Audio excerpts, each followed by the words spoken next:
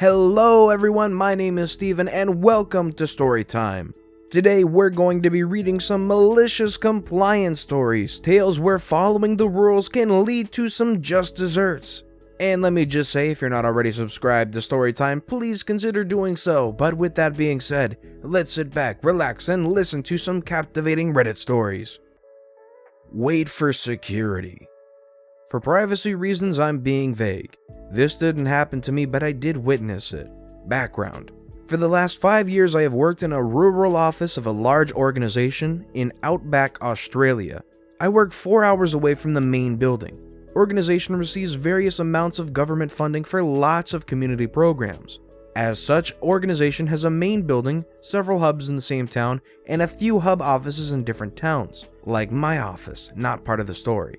Organization has a volume of maintenance and security concerns which they contract out to Security and Maintenance Company, which I will refer to as Security Co. The contract between Security Co. and organization is very clear regarding expectations of both companies, cost outline, and burden of costs relating to oversights, important for later. The contract is renegotiable every 3 years and is profitable for Security Co. if all goes well.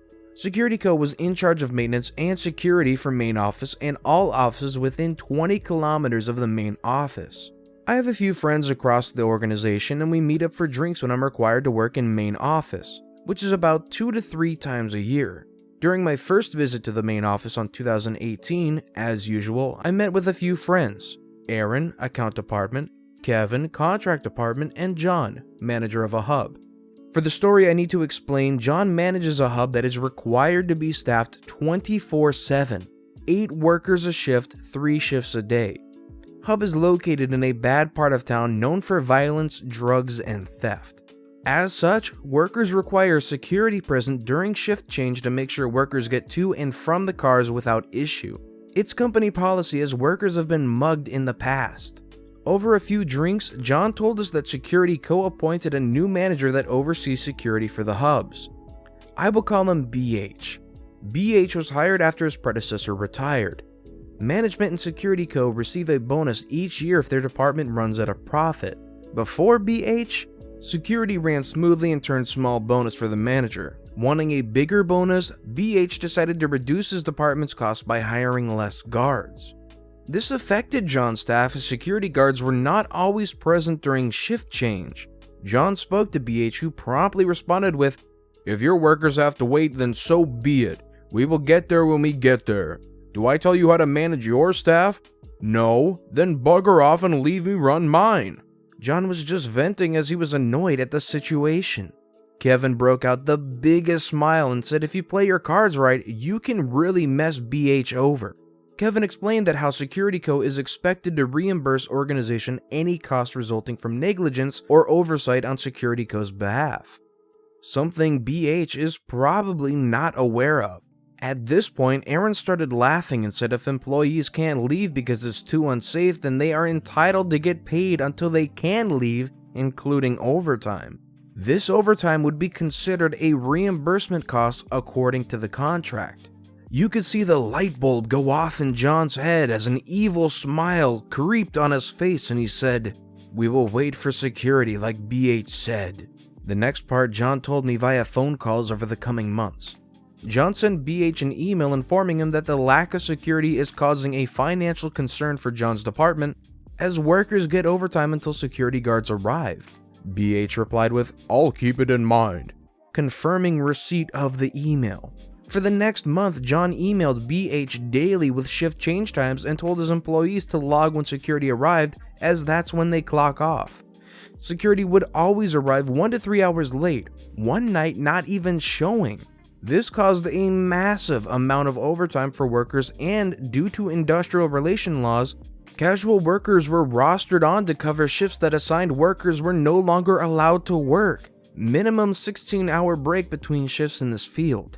All in all, payroll in John's department was up by 50 grand in 1 month. John was called into the CEO's office for this budget blowout along with Aaron, account rep. The CEO says, "John, explain why this month's payroll is over by 50 grand. John says because employees had to stay back and wait for security. They can't leave work until security arrives, and since BH arrived, they are always late or not showing up. What, and the workers cannot walk themselves to the car? Aaron says, sir, this site requires security due to the location and risk of assault. And regarding the pay, employees are entitled to be paid if they are unable to leave the site. Well, shoot. What can we do about this? We can't keep this up. Is Security Co. responsible for reimbursement for any costs resulting from negligence or oversight? I believe so. You planned this, didn't you, John? John said nothing as he handed CEO a folder with every email he sent to BH. In the end, Security Co. repaid the 50 grand, BH lost his bonus, and more security guards were hired. Overall, this is just a story of bad management and greed. When you get a mix of those two things, you get cost-cutting procedures, you get these things where it's just not good for anybody across the board. And hey, in this situation, at least it came around to bite him in the BH. Give the kid whatever he wants? Sure, will do. Working at a country club, being paid almost nothing by hour, but having 10% of the client's bill given to me, unless they said they weren't paying it. So, despite the absurd workload, I took it. Let me say that these people were loaded, some of the wealthiest folk in the city, spending almost all day eating and drinking while their children would run around or play in the pools. Despite the money, the large majority were nice, really respectful folk, especially the older ones. One fateful sunny Saturday, this man comes with his family. Let's call him Joe. Joe sits down in the same table as a lot of my regular Saturday clients were, a group of older gentlemen who ordered beer after beer, and lots of special orders from the kitchen. Good day, sir. May I take your order? Sure, bring me a brand X beer and some ice cream for the kid. Joe's kid was a young boy around 9 called Billy, who I had seen around the club but never talked to. Joe's wife was Carmen, who just nodded to the husband's request, and off I went. Over the course of the next hour or so, every time Billy saw me near him, he would just ask me for another ice cream or a soda, etc. Due to the club's rules, I had to go directly to Joe and ask for him to authorize the boy's request. I was only doing my job, and everyone at the table knew that, using my arrival as an excuse to order more drinks. Joe, however, was getting pretty angry, and around the 8th time I arrived to talk, he grabbed me by the arm. I'm trying to have a conversation here. What's the deal now? He's just doing his job, Joe. Leave the kid. Your son wants... Listen, just give him whatever he asks you to get, okay? Just don't bother me again. I look around the table, fuming as Joe let go of me, and see the old man winked at me. Cue malicious compliance. For the rest of the day, whenever the boy asked for anything, I would just give it to him and charge Joe's account. It didn't take long for Billy to realize I wasn't going to his dad, and his requests began to escalate. What started as a simple ice cream was now being portions and more portions of loaded fries, sodas, and probably more sugar than any kid should eat. It was already night when Carmen came to me asking to close their bill. It was monstrous. Joe tried to argue with me and request for the manager, but the rest of the table reminded him of his demand to me. He was forced by the manager to pay since there were multiple witnesses to his orders, and Carmen made him upgrade my share to 15% of their bill as an apology. Needless to say, he never treated me rudely again, and the old guys never let him forget that story. This is the absolute perfect form of malicious compliance. It is exactly what the guy wanted. Just give the kid whatever he was asking for. Boom, boom, boom. There you go, kid, no problem. And in the end, he got 15% of the bill. That's the best form of malicious compliance. Girlfriend tells me to get lost, don't mind if I do, or how I taught my ex to not break up unless you mean it. This story takes place a little while ago.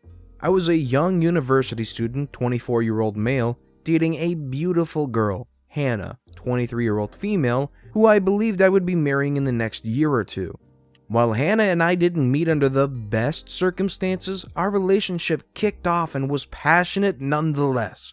We seemed to get along just fine. We spent most of the time in Hannah's apartment not far from the campus, where I'd spend the night since I was commuting to school. This story takes place about 16 months into our relationship.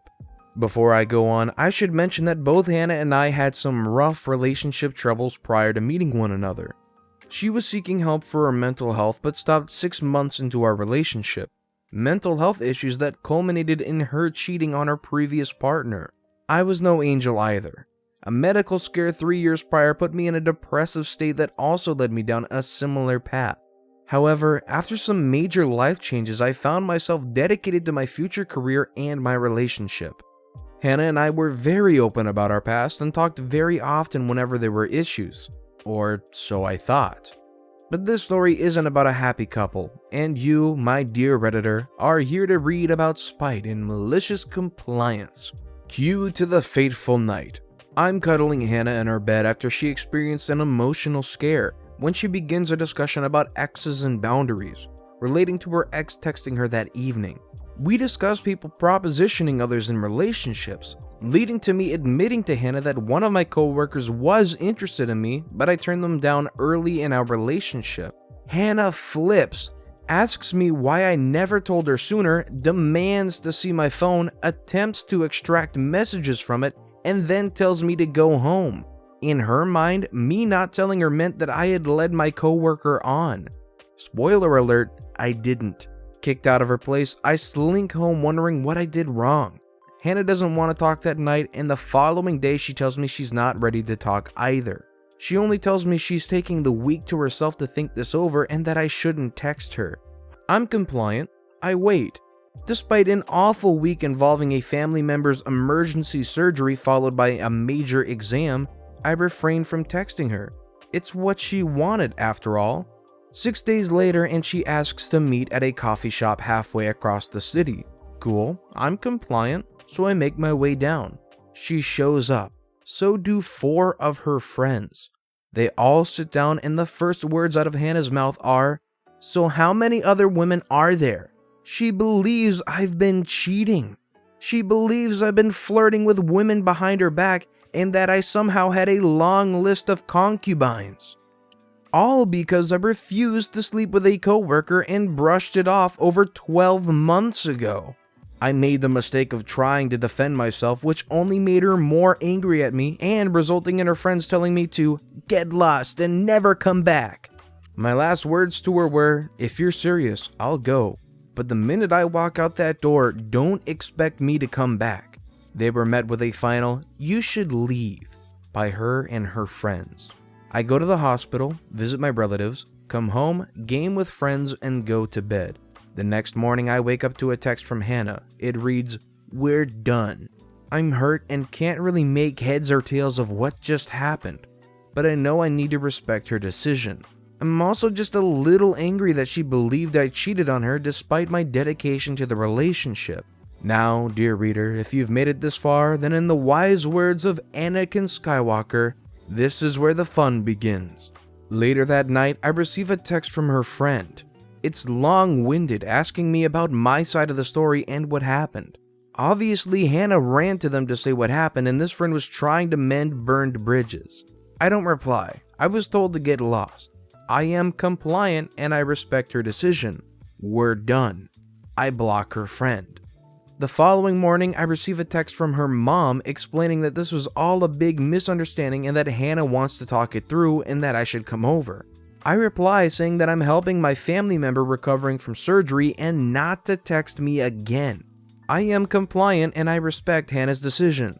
A few hours later, I receive a message from her sister asking what happened since Hannah has been distraught and crying all day. She begs me to call and talk to Hannah, who is begging to clear up this misunderstanding. I ignore and block her. I am compliant and I respect Hannah's decision. The next message comes from her mom again. Hannah had stolen her phone and sent a long message about how I'm ghosting her by not replying. I block that number too. I'm not ghosting, I'm being compliant. She said get lost, and so I did. The following day, her friends repeatedly tried to call me. Each one is ignored and blocked. Finally, I get a text from a number I don't recognize. It's Hannah from a burner phone telling me how this was a misunderstanding. She doesn't apologize, but does state that this ghosting is childish. I block that number too. I'm compliant and respectful. And since she said we're done, we're done. I want to say that this story ends here, but it doesn't. A month passes with no contact from Hannah at all, until I log into Reddit and see a message from a brand new account. The message is from Hannah, who goes into detail about how my ghosting has resulted in multiple mental breakdowns, resulting in her hospitalization, and that my family and friends are idiots for supporting me. She demands that I reply instantly and that I help her through this because that's what good couples do. I don't reply, I simply block and ignore. I'm compliant and I respect her decision. This time, however, Hannah won't stand for it. I wake up the next morning to my Reddit account deleted. During the night, Hannah had deciphered my password. I had used her Wi-Fi at her apartment and I remember logging in once on her laptop and deleted my account. Being a dumb university student, this required me to change all my passwords and logins as I was silly enough to keep them all the same. What followed was a call to a lawyer and her family. Honorable mention at this time to Reddit admin who followed up by reinstating my account minus prior messages and chats. Her dad answered the phone. He explains to me that, as before, our argument was all a misunderstanding and that we can patch things up if I just talk to her. I tell him that she broke up with me, to which he's surprised. I take it she never told him the full story, and told him that my accounts had been hacked by somebody at her IP address. I tell him that if she contacts me again, I will be involving a lawyer and the police. I hang up after that, not giving him a chance to reply. If you've kept reading until now, dear Redditor, then I'm sorry to say there's no climactic ending to this story. I didn't hear from Hannah again afterwards. As far as I know, she's dating someone new who ironically looks exactly like me, and who I hope won't have to deal with this either. As for myself, I dedicated my time to furthering my education, and in doing so met someone who treats me with the love and care I believe I deserve. I have some inkling that at some point Hannah might try to message me again. Throughout our relationship, she was notorious for texting exes to try and discuss how the relationship went. But for now, I sleep soundly knowing I was a good boyfriend who did exactly what she said. I was compliant and I respected Hannah's decision. I got lost and never came back. This seems like the ultimate display of crazy, unfortunately. I don't know the full extent of the mental issues that possibly were involved in this, but there's a lot going on here. And it does bother me how the whole brigade of people around Hannah were all coming to arms immediately, believing the story, never believing that there might be two sides to this story, and just assuming that this dude was wrong and this was all a misunderstanding and at first just being ready to just get lost, get out of here, leave forever, and kind of egging Hannah on to make a bad decision. Ultimately though, I think OP dodged a very, very, very big bullet. But with that being said, that's all the time we have for the stories today. Thank you all for listening and watching to the Storytime channel. And if you haven't done so yet, please consider subscribing to the Storytime channel. And leave any feedback you can in the comments below as I work to develop the way I deliver these stories to you lovely people. Thank you all again for watching and listening to the Storytime channel.